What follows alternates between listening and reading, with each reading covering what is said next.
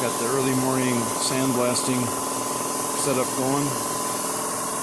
It's nice to do it before it gets light out so I can see well into the cabinet. I'm trying to blast a lot of the parts I have scraped clean over the last day or two.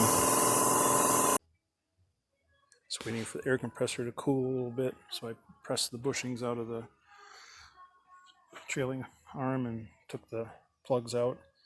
Got rained on, water ran all over me. So the bad thing about the plugs is maybe they seal the water in.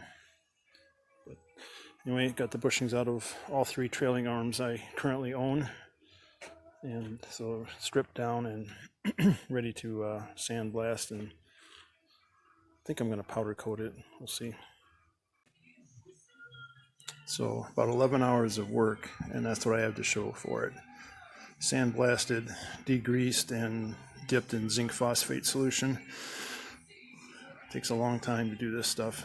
I did get the trailing arm bushings out of the three that I have while I was waiting for things to soak, and also I got the bushings out of the lower wishbone arms.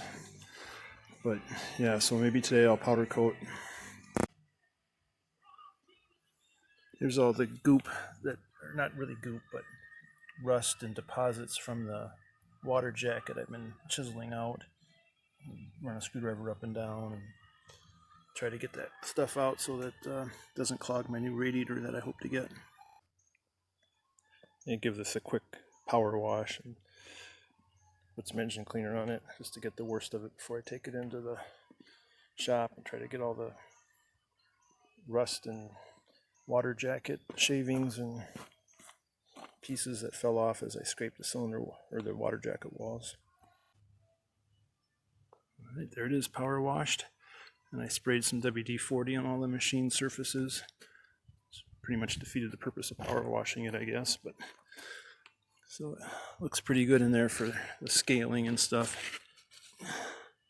But there's still some around where the liners seal. I have to get in there with a screwdriver and carefully take that out so the liners seat well.